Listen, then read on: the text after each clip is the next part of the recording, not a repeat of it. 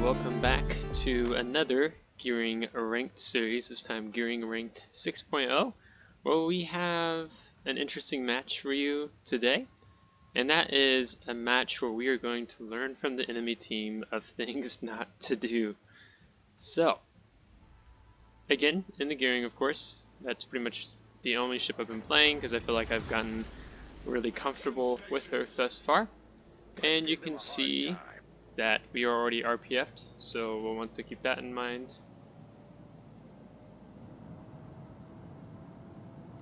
Alright, so let's look at the ship lineup, shall we?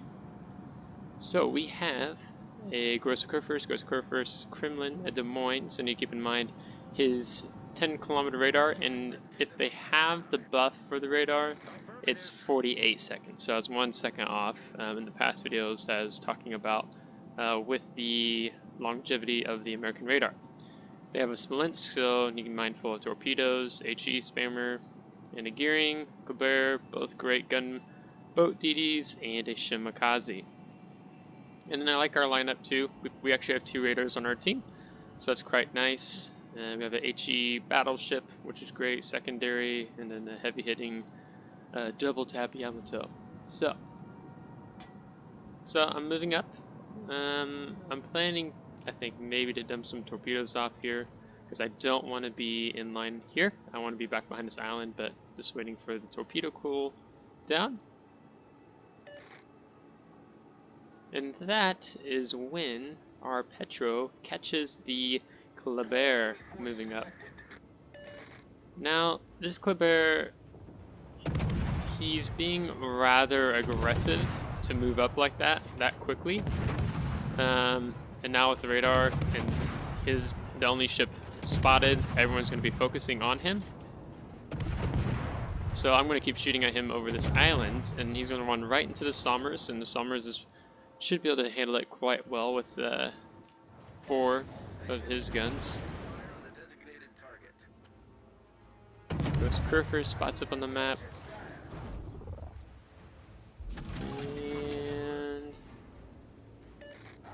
Move up here. Let's see what happens with that Kleber. Our team wanting intelligence data badly. Yeah, and there's the Kleber, spots back up, and our Sommers takes him out.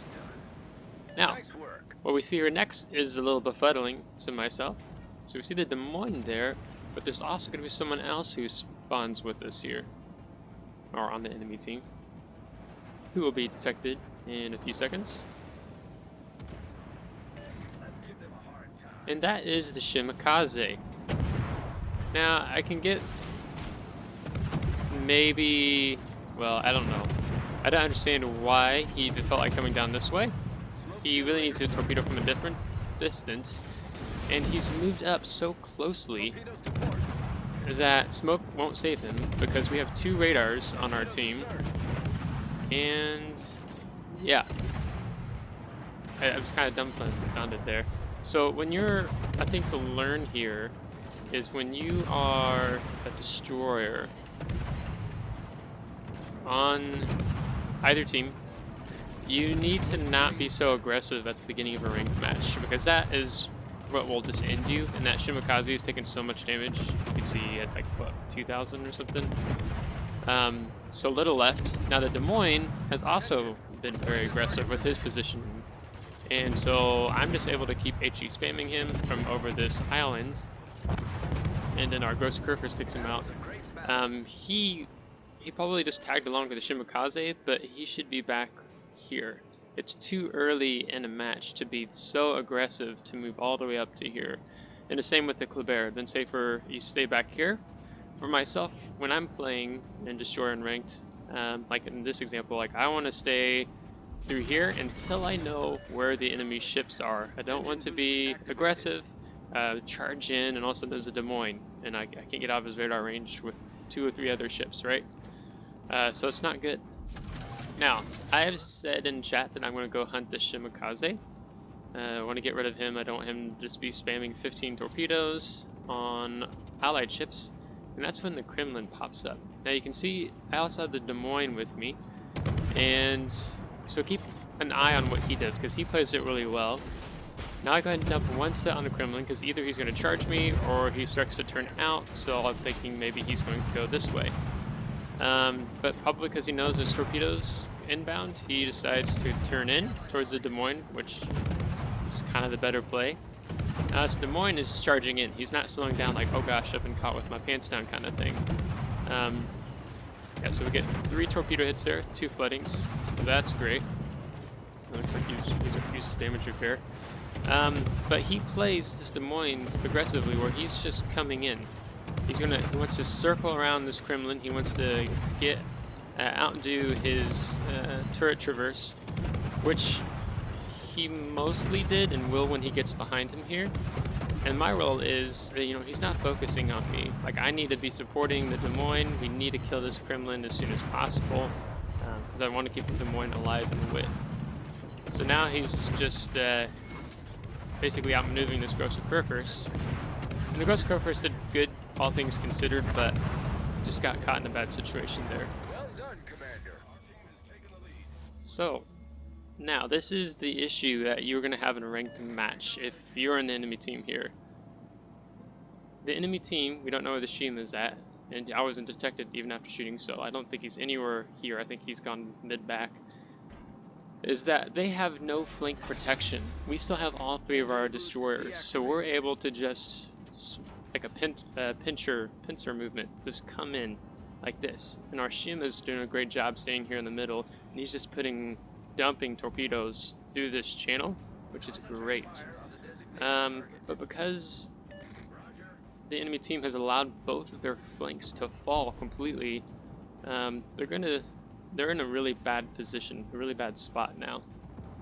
And you can see their Grosser Kurfürst is charging our Grosser Kurfürst. And note, I don't understand why he does this, because the Smolensk and Grosser Kurfürst, his other ally, and the Shima are nowhere near to helping him. Now, the wall of skill that the Shima has put down has inadvertently hit the gearing, and it's taken him out of the match, which is dumb luck, but also great, because that's the thing.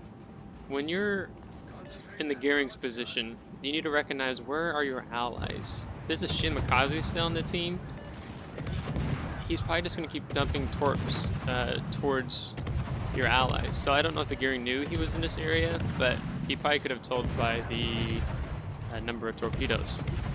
Now this Summers, I believe, yeah, Summers did a pretty good job on the Grosser Kurfürst, and we went ahead and just decided to finish him off with HE spamming, and you saw him shoot, and it pretty much hit this island, so he really didn't do any damage to me.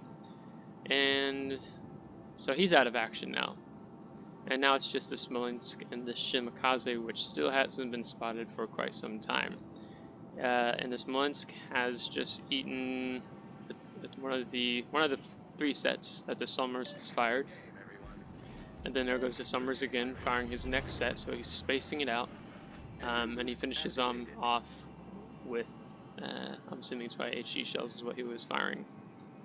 So this is the fastest I've ever plowed through a ranked match. Like that was just really quick. And now we are just trying to find the Shima. Now, no, I don't just keep going, assuming that the torpedoes from the Summers are going to stop short. The Summers has 16.5 kilometer torpedoes, so I'm going to let those just let those pass by. And yeah, so there's so much happening pretty much throughout that entirety that the game just ended so quick. So that's the importance of making sure your flanks are held strong. I mean, you can group up as a team here, but you're not doing yourself any favors if you're not helping protect the flank. Granted, the Kremlin came through, but yeah. So this is an example of what not to do if you're on the enemy team. So let's go to post-battle results here, as the 10 points will evaporate to 0.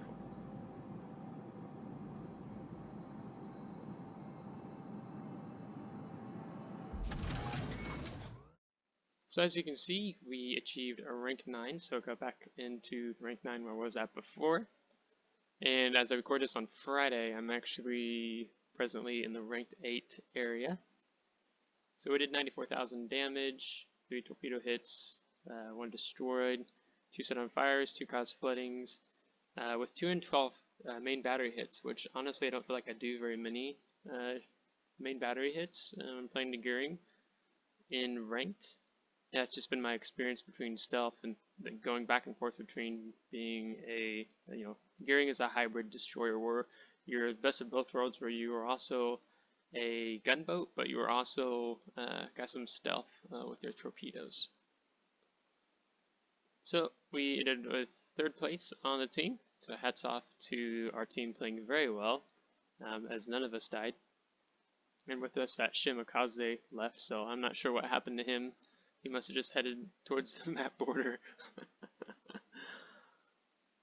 And he did a little bit of damage to the Ghost Kurfürst, but most of our main damage was to the Kremlin and took a healthy chunk out of the Shimakaze. And walked away ultimately with 87,000 credits after spending 144,000. So yeah, so great match overall. First time I've had a match like this in any of the ranked seasons I've played in thus far. So just an example of what not to do as a team for yourself. So, don't rush in right at the beginning of a match and destroyer, especially, how that Des Moines took that very aggressive position. Because once your team starts falling apart so quickly like that, it often does not put your team as a whole in a great position for winning the battle and taking victory. So, if you liked today's video, give it a thumbs up. If you didn't, give it a thumbs down. Subscribe if you want to see more. And if you have already subscribed, thank you very much as we continue to produce content here. So, until next time, take care.